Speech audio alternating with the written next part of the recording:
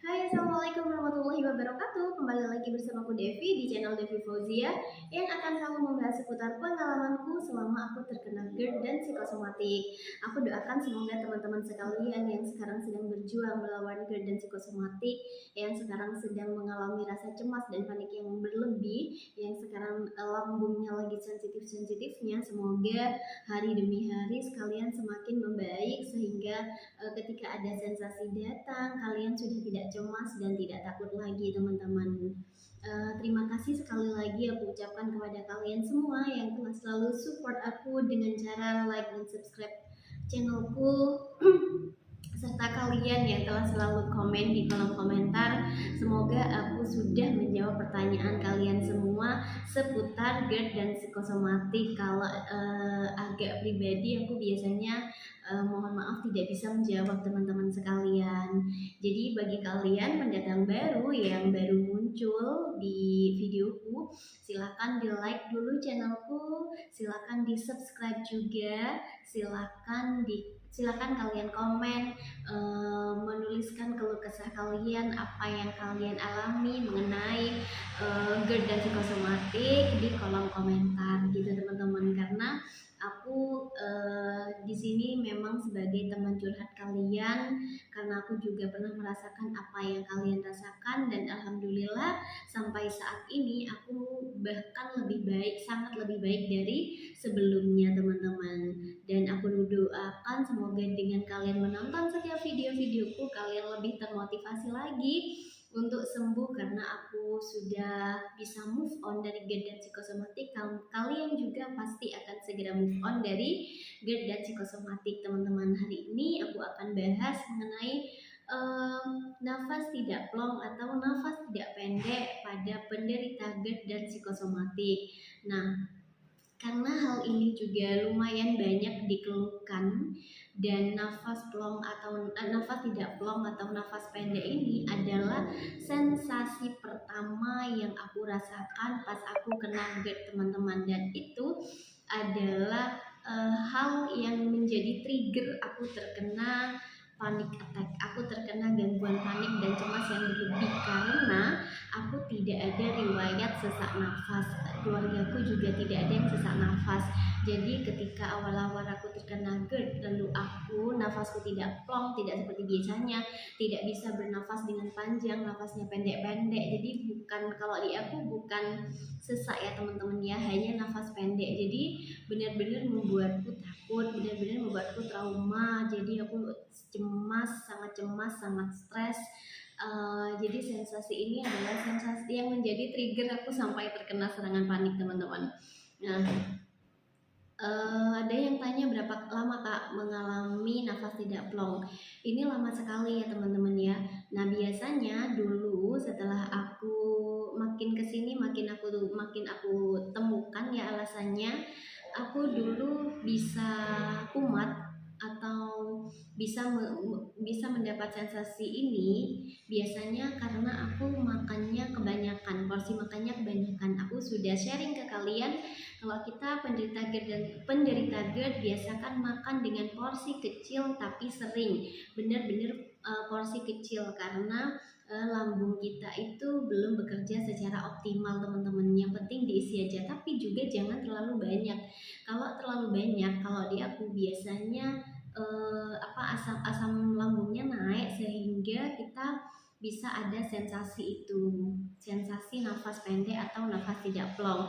Yang kedua biasanya setelah aku salah makan, tapi di awal-awal ya, kan aku sudah bilang ke kalian kita harus cari tahu dulu nih untuk dispepsia fungsional, kita benar-benar bukan makanan yang menjadi trigger GERD kita kambuh, GERD kita asam lambung kita naik, biasanya karena kita yang terlalu cemas dan kita yang terlalu panik. Tapi memang ada beberapa makanan yang sensitif di lambungku.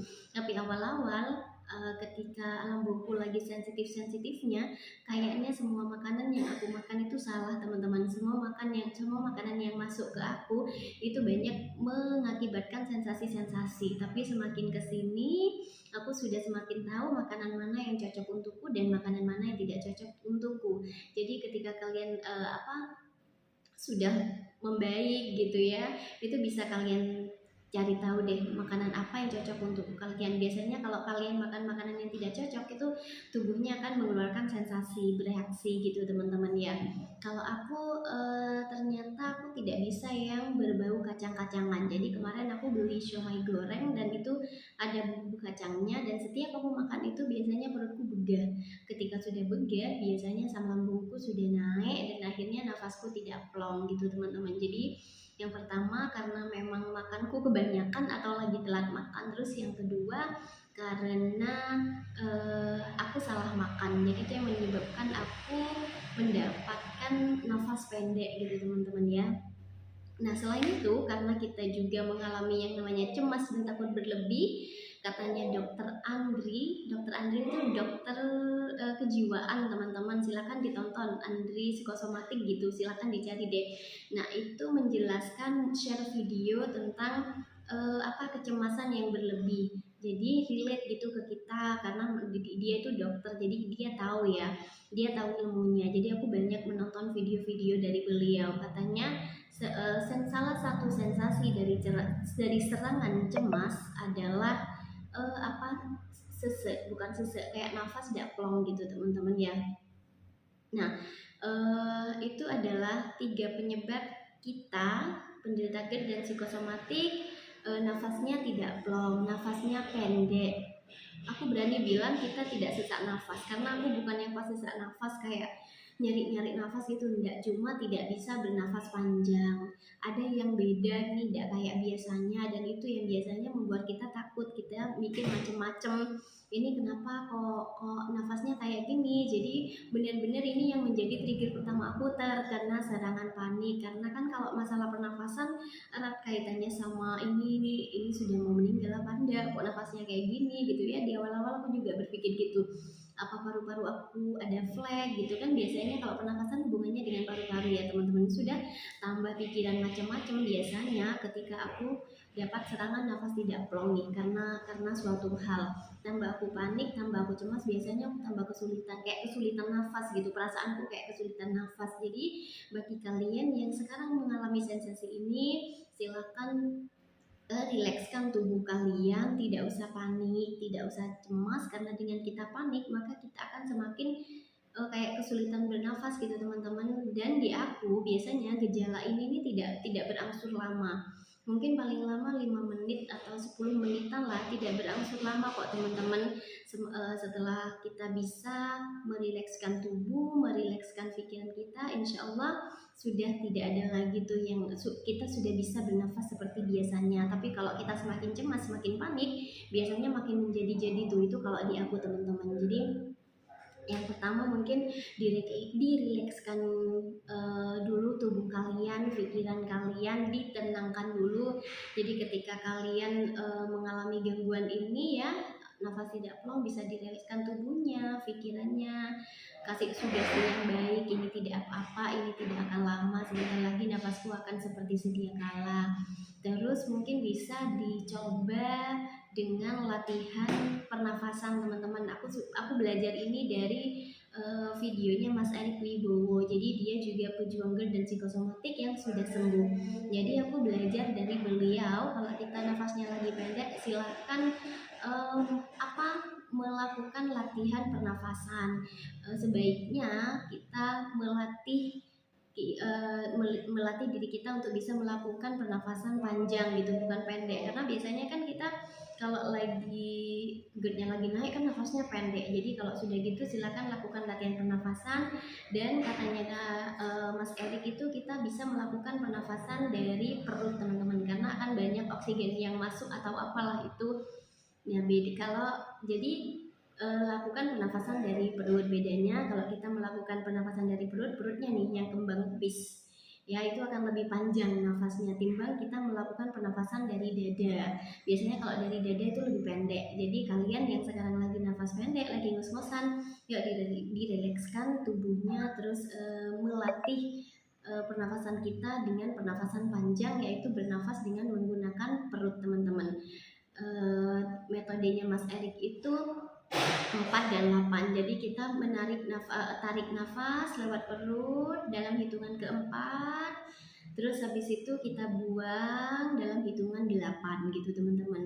Dan kalau itu sudah sering kita lakukan ketika kita diem-diem, ketika kita menonton TV, tidak hanya ketika kita mengalami nafas tidak plong, tapi ketika kita diem-diem sedang menonton TV itu bisa diterapkan teman-teman. Dan pada akhirnya tubuh ketika sensasi itu datang lagi ke kita, tubuh kita akan otomatis merespon itu dengan hal-hal yang sudah kita sering latih. Jadi insya Allah tidak akan ada lagi yang namanya nafas pendek. Kalaupun ada, kalian tidak akan terlalu cemas lagi. Jadi aku mau mengatakan ke kalian, kita penderita GERD psikosomatik yang sekarang mengalami nafas pendek itu tidak apa-apa, tidak ada hubungannya dengan paru-paru. Bagi kalian yang takut apakah ini ada flek di paru-parunya kayak aku dulu ya, katanya beberapa dokter itu kalau kita sesak nafasnya gara-gara GERD dan psikosomatik itu biasanya tidak mengganggu fungsinya. Contohnya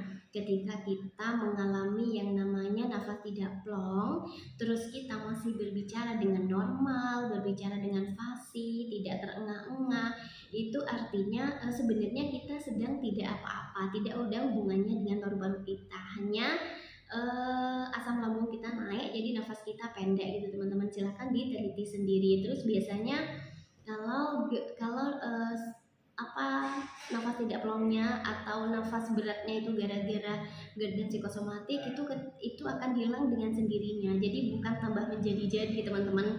Akan kalau kita bisa, tubuh kita bisa merespon dengan baik, bisa langsung rileks, insya Allah tidak sampai 10 menitan itu sudah selesai. Jadi aku mau bilang sekali lagi, jangan khawatir bagi kita yang mengalami sensasi ini, merasakan nafas tidak plong, entah itu setiap hari, tapi aku yakin itu tidak 24/7, terus-terusan kita mengalami itu, tidak ya.